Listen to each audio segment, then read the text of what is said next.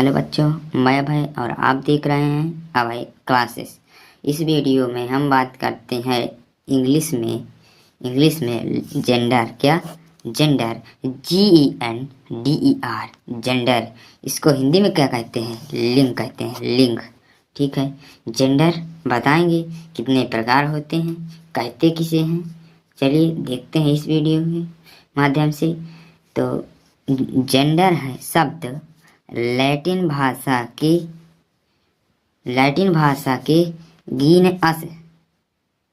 गीनअस शब्द से बना है, जिसका अर्थ बड़ा वर्ग है। जिसका अर्थ बड़ा वर्ग है।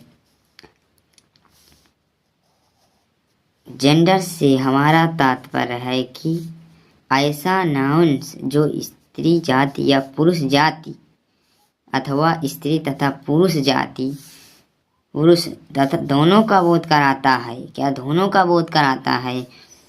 वो निर्जीव वस्तु का बोध कराता है। अंग्रेजी में जेंडर 4 प्रकार के होते हैं। तो निर्जीव का बोध कराता है तो जेंडर कहलाता है। और अंग्रेजी में अर्थात इंग्लिश में जेंडर 4 प्रकार के होते हैं। कौन कौन से होते हैं चलिए देखते हैं। चलिए देखिए, नंबर 1 है masculine gender. MASCULINE masculine gender. आप लोग इसे कॉपी में नोट भी करते चलिए और पेयर बना लीजिए, उसमें लिखते चलिए, क्योंकि हम पूरी ग्रामर का सलूशन कराएंगे और आप लोग ज़रूर देखिए, पूरा समझ में आए। दोबारा वीडियो को देखिए और कमेंट में ज़रूर बताइए कि समझ में आ गया है या नहीं आया है। यहाँ तक समझ में आ गया होगा। चलिए, मैस्कुलिन जेंडर क्या है? मैस्कुलिन जेंडर पुल्लिंग, इसके कहते हैं पुल्लिंग। ठीक है, दूसरा है FEMININE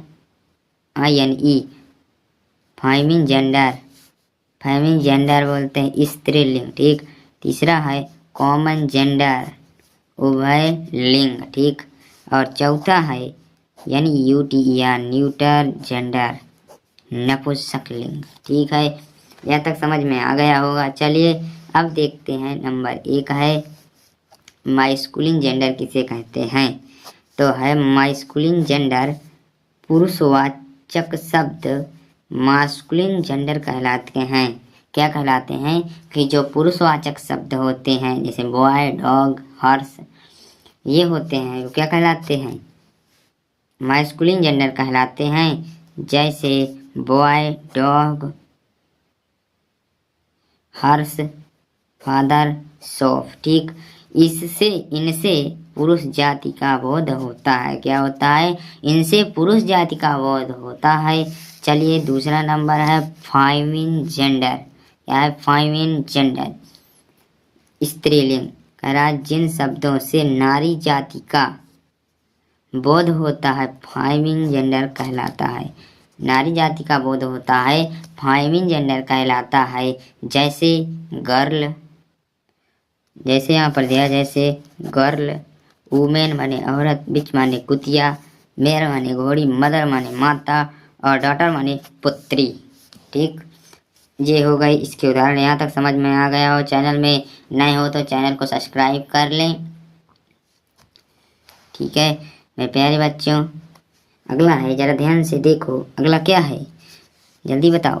तीसरा है कॉमन जेंडर COMMON जेंडर। क्या है? Common gender GENDER। इंग्लिश याद करते चलना, क्योंकि आपको कोई परेशानी ना हो फिर। ठीक है, तो इंग्लिश में कुछ ऐसे शब्द ऐसे होते हैं जो स्त्री जाति या पुरुष जाति दोनों का ही बोध कराते हैं। उन्हें कॉमन जेंडर कहलाते हैं। वे कॉमन जेंडर कहलाते हैं। अब कह रहे हैं कि इंग्लिश में कुछ शब्द ऐसे होते हैं जो स्त्री पुरुष जाति का दोनों का बोध कराते हैं। जैसे क्या है? वही कॉमन जेंडर कहलाते हैं। जैसे है पेरेंट्स PARENTS माता पिता, चाइल्ड बच्चे, और ये है चेहरे में मेरे सर्वेंट स्टूडेंट छात्र छात्राएं। आपने देखा। चौथा है हमारे पास न्यूटन जेंडर। वे वस्तुएं निर्जीव होती हैं, जो वस्तुएं निर्जीव होती हैं उन्हें न्यूटन जेंडर कहते हैं, अर्थात वे न्यूटन जेंडर के उसमें आती हैं। जैसे आप कॉपी में लिख रहे हैं, बुक से पढ़ रहे हैं, तो ये क्या आती है जिसमें जीव नहीं है, वो निर्जीव की कैटेगरी में आती हैं, श्रेणी में आती हैं। जैसे पेन है, पेंसिल, ग्लास, शर्ट और होम शर्ट जो आप पहनते हैं, शर्ट बोलते हैं ना, ठीक है। तो यहाँ तक समझ में आ गया हो। चलिए यहाँ पर दिया हुआ कि छोटे छोटे जानवर तथा पक्षी भी न्यूटन जेंडर माने जाते हैं। जैसे बर्ड,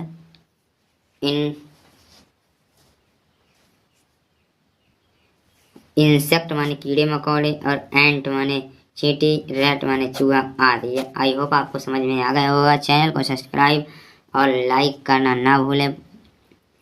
और इस वीडियो में इतना ही। अगले वीडियो में बताएंगे कि मैस्कुलिन जेंडर से फेमिनिन जेंडर बनाने के नियम, और उसमें 5 नियम बताएंगे। आप हमारे वीडियो को ज़रूर से ज़रूर देखिए और अपने दोस्तों के साथ ज़रूर से ज़रूर शेयर कीजिए।